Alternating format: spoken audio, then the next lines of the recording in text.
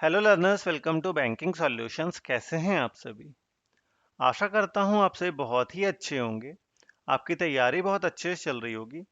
इस वीडियो में मैं आप सभी के साथ एसबीआई पीओ के मेंस का कट ऑफ ट्रेंड शेयर करने वाला हूं कि लास्ट 4 साल में क्या कट ऑफ रहा है एसबीआई पीओ मेंस का, और लेटेस्ट सैलरी स्लिप भी मैं आप सभी के साथ शेयर करूंगा। तो सबसे पहले हम कट ऑफ ट्रेंड देखते हैं, बट उससे पहले आप मेंस का पैटर्न देख लीजिए किस तरह का आपसे एग्जाम में पूछा जाता है मेंस में। ठीक है, तो टोटल 200 मार्क्स का ऑब्जेक्टिव टेस्ट होता है और 50 मार्क्स का डिस्क्रिप्टिव टेस्ट होता है आपका। ठीक है, ऑब्जेक्टिव टेस्ट खत्म होने के तुरंत बाद आपका डिस्क्रिप्टिव टेस्ट शुरू हो जाता है, जो कि कंप्यूटर बेस्ड टेस्ट होता है। इसमें आपको ऑब्जेक्टिव टेस्ट के लिए 3 घंटे दिए जाते हैं, जिसमें कि 4 अलग अलग सेक्शंस होते हैं और 200 मार्क्स का होता है, जिसमें कि आपको अलग अलग सेक्शन वाइज टाइमिंग दिया जाता है, बट सेक्शनल कट ऑफ नहीं होता है इसमें। तो क्या क्या सेक्शन रहते हैं? तो रीजनिंग एंड कंप्यूटर एप्टीट्यूड लिखा जाता है, बट इसमें सिर्फ और सिर्फ रीजनिंग के क्वेश्चन रहते हैं। तो रीजनिंग के 40 क्वेश्चन 50 मार्क्स के 50 मिनट्स आपको इसमें मिलते हैं। DI and DA 30 questions 50 marks 45 minutes आपको इसमें दिए जाते हैं। जनरल अवेयरनेस या बैंकिंग अवेयरनेस या इकोनॉमी अवेयरनेस, इसके 50 नंबर ऑफ क्वेश्चंस रहते हैं और 60 मार्क्स होते हैं, 45 मिनट्स में आपको दिए जाते हैं। इंग्लिश लैंग्वेज 35 क्वेश्चंस होते हैं 40 मार्क्स के, और 40 मिनट्स आपको इसमें दिए जाते हैं। टोटल 155 क्वेश्चंस, 200 मार्क्स और 3 घंटे आपको दिए जाते हैं। फिर आपका डिस्क्रिप्टिव पेपर शुरू होता है, जिसमें कि आपके दो क्वेश्चंस होते हैं, एक लेटर एक ऐसे। 50 मार्क्स का क्वेश्चन होता है, 30 मिनट्स आपको इसमें दिया जाता है। टोटल 250 का आपका एग्जाम होता है। ठीक है, सबसे बढ़िया बात इसका यही है कि इसमें सेक्शनल टाइमिंग नहीं होती है। ठीक है, अब चलिए कट ऑफ देखते हैं कि इतने में 250 में आपको कितना लाना होता है कि आपका सिलेक्शन हो जाए। ठीक है, कट ऑफ कितना रहता है? तो देखिए, 2023 में जनरल कट ऑफ था 70। ठीक है, तो 50 मार्क्स डिस्क्रिप्टिव के, 50 में अगर आप 40 भी ले आ रहे हैं, 35 भी ले आ रहे हैं, तो बाकी और आपको 35 ही मार्क्स बाकी साइड से लाना है। ठीक है, तो आप कट ऑफ क्लियर कर लीजिए, बस कट ऑफ से थोड़ा ज़्यादा मार्क्स होना चाहिए। तो अगर आप 40 अपना डिस्क्रिप्टिव में ला रहे हैं, और मान लीजिए कि 40 से 50 आप ले आ रहे हैं बाकी ऑब्जेक्टिव में, तो भी आपका फाइनल सिलेक्शन हो जाएगा। ठीक है, देखिए, अब आप 40-50 आपको लाना है, किस में लाएंगे, कैसे लाएंगे? तो यहाँ 50, अगर हर एक सेक्शन में से आप 10 मार्क्स भी स्कोर कर रहे हैं ना इधर, तो भी आपका सिलेक्शन हो जाएगा। ठीक है, तो आप कोशिश करिए कि हर एक सेक्शन से लगभग 15 से 20 मार्क्स आप स्कोर करें, आपका आराम से सिलेक्शन होगा। ठीक है, जो कि इंग्लिश में आपका तो आराम से आप 40 में से 25 प्लस आराम से स्कोर कर सकते हैं अगर आपकी इंग्लिश अच्छी है तो।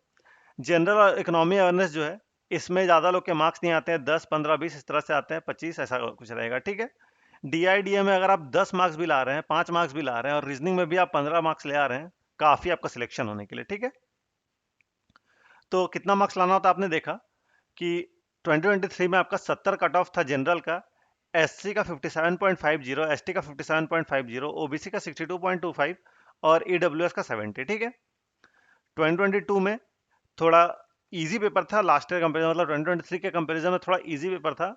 तो देखिए, कट ऑफ 88.93, 73.83, 66.86, 80.96 और ईडब्ल्यूएस का 84.60। ठीक है, 2021 में 94 गया था कट ऑफ जनरल का, और 2021 में 88.93। ठीक है, तो अब देखिए, आपको डिस्क्रिप्टिव में 40 अगर आप ला रहे हैं, ठीक है, 40 डिस्क्रिप्टिव में और 60 ऑब्जेक्टिव में, आपका आराम से एग्जाम क्लियर हो रहा है। कट ऑफ से भी अच्छा खासा ऊपर मार्क्स आएगा, और इस बार तो शायद 2000 के ऊपर वैकेंसी आएगी। एसबीआई तो कसम खा के रखता है कि 2000 वैकेंसी देंगे, बट इस बार सुन रहा हूं मैं कि कट ऑफ जो आपका वैकेंसी जो है, वो थोड़ा ज्यादा आएगा लास्ट सभी ईयर्स के मुकाबले। ठीक है, तो कट ऑफ थोड़ा और, अगर लास्ट ईयर के जैसा पेपर आता है तो कट ऑफ थोड़ा और कम जाने की उम्मीद है। ठीक है, तो कट ऑफ के आप टेंशन मत लीजिए, अपने एग्जाम आप जाकर बेस्ट देकर आइए। ये बस आपको एक आइडिया देने के लिए था कि कितना आपको मार्क्स लाना था, कितना last year cut off trend रहा था। ठीक है, तो अगर आप 100 लाते हैं ना, 100 मार्क्स, तो आप सेफ है। ठीक है, कितना भी कट ऑफ जाए आप सेफ रहिएगा, आपका सिलेक्शन फिक्स है। तो 100 में कैसे लाइएगा? तो 60 मार्क्स आप इधर लाने की कोशिश करिए, और 40 मार्क्स उधर, तो 100 आपका आ जाएगा। 60 आपका ऑब्जेक्टिव में, 40 डिस्क्रिप्टिव में, तो आपका आराम से क्लियर हो जाएगा। ठीक है, अब चलिए, ये मेंस का सेक्शनल कट ऑफ देख लिया हमने। अब हम देखते हैं कि सैलरी स्ट्रक्चर क्या है। ठीक है, अर्निंग्स की बात करें तो बेसिक पे जो है वो आपका 56,480 रुपीज़ है। ठीक है, ये रफ है। ठीक है, हर एम्प्लॉय का अलग अलग होता है, स्टेट के हिसाब से वेरी करता है, जगह के हिसाब से वेरी करता है। ये मैं आपको दिखा रहा हूँ, एक मेरे एक स्टूडेंट का है। ठीक है, तो ये 2024 में उनकी ज्वाइनिंग हुई है, उसका है ये सैलरी स्लिप। ठीक है, तो बेसिक पे 56,480, डीए इसमें आपको मिला है 12,435 रुपीज़। HRA आपको 5,648 रुपीज़ मिली है। City compensatory allowance 2,300, learning allowance मिला आपको 850 और स्पेशल अलाउंस मिला है 14,967। ठीक है, तो टोटल आपका जो ग्रॉस सैलरी बन रहा है वो 92,680 रुपीज़ बन रही है। ठीक है, बट ये आपका सैलरी नहीं, इसमें कुछ डिडक्शन भी होते हैं। कितने डिडक्शन होते हैं तो देखिए, ईपीएफ में आपका 5,648 रुपीज़ जाता है। प्रोफेशनल टैक्स आपको देना ही देना होता है, इसमें 200 रुपीज़ जाता है। इनकम टैक्स आपको भरना ही पड़ेगा 2,937 रुपीज़। यूनियन मेंबरशिप लीजिएगा तो बहुत फायदा होता है, ये लेना ही होता है, 200 रुपीज़ इसमें जाती है।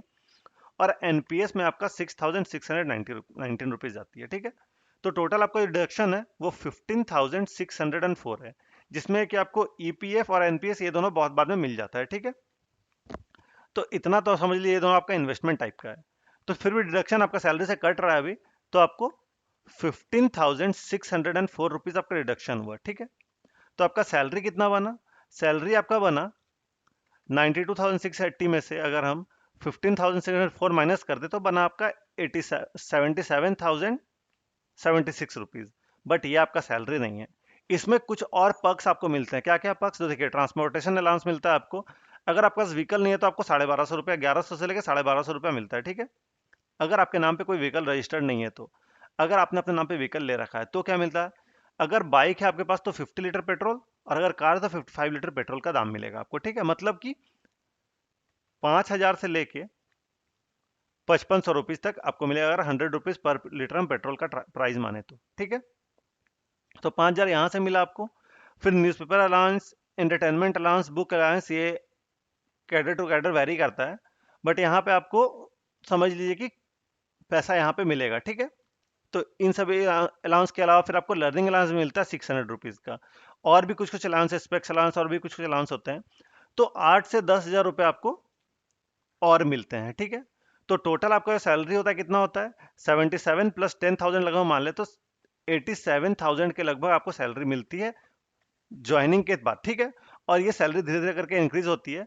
अगर कुछ साल रुक जाए आप, मतलब 1-1.5 साल के बाद जब आपका पीओ प्रोबेशन पीरियड खत्म होता है और फिर आप प्रोबेशन पीरियड खत्म करने के बाद ऑफिसर बनते हैं, तो आपका सैलरी 1 लाख प्लस चला जाता है। ठीक है, बीच में कुछ और आपको अरियर्स भी मिलते हैं, तो सैलरी 87,000 लगभग आपको हाथ में मिल रही है न्यू ज्वाइनिंग को। ठीक है, ये आपके लिए एक मोटिवेशन है कि आपको ज्वाइन करने के बाद आपको इतना सैलरी हाथ में मिलेगा। आशा करता हूँ आपको ये मोटिवेटिंग लगा होगा, आपको सैलरी देखकर मोटिवेटिंग लगा होगा। तो आप किसकी तैयारी कर रहे हैं, आपको उसका सैलरी तो पता होना चाहिए, कितना सैलरी मिल रहा है, क्या एग्जाम पैटर्न है, सभी चीज़ आपको पता होनी चाहिए। ठीक है, अब अगर आप एसबीआई पीओ या एसबीआई क्लर्क की प्रिपरेशन कर रहे हैं तो आप आई बटन पे क्लिक करके प्लेलिस्ट एक्सेस कर सकते हैं। वहाँ पे मैं आप सभी को डेली टारगेट देता हूँ कि आप किस तरह से तैयारी करिए ताकि आपका इस बार एग्जाम क्लियर हो जाए, आप इस बार पीओ बन जाए। ठीक है, अगर आपको क्लर्क बनना है, क्लर्क आपका है तो क्लर्क बन जाइएगा, पीओ में तो आप पीओ बन सकते हैं। ठीक है, जो डेली टारगेट देता हूँ आप इस बार पक्का अगर डेडिकेटेडली उस टारगेट को फॉलो करिएगा तो आपका इस बार डेफिनेटली एग्जाम निकलेगा। तो टारगेट को जाकर चेक करिए, टारगेट सीरीज को, और डे 1 से टारगेट फॉलो करना शुरू कर दीजिए। ठीक है, आशा करता हूँ आपको वीडियो इन्फॉर्मेटिव लगा होगा। अपना फीडबैक कमेंट सेक्शन में जरूर शेयर करिए, और आप किस स्टेट से बिलोंग करते हैं ये भी कमेंट सेक्शन में जरूर शेयर करिएगा। अगर आपको मेरे एफर्ट्स से लग रहा है, उस वीडियो से फायदा हुआ है, तो आप इस वीडियो को लाइक करें, अपने दोस्तों के साथ भी शेयर करता है कि ज़्यादा लोग ये वीडियो पहुंच सके और ज़्यादा लोगों को फायदा हो सके, ज़्यादा लोग तक अवेयरनेस पहुंचे, इन्फॉर्मेशन पहुंचे। आप मेरे चैनल को सब्सक्राइब करते कि आने वाले वीडियोस नोटिफिकेशन आपको मिलती रहे। जस्ट आप यहाँ क्लिक कर सब्सक्राइब कर सकते हैं, तो प्लीज़ सब्सक्राइब करके मुझे सपोर्ट करें।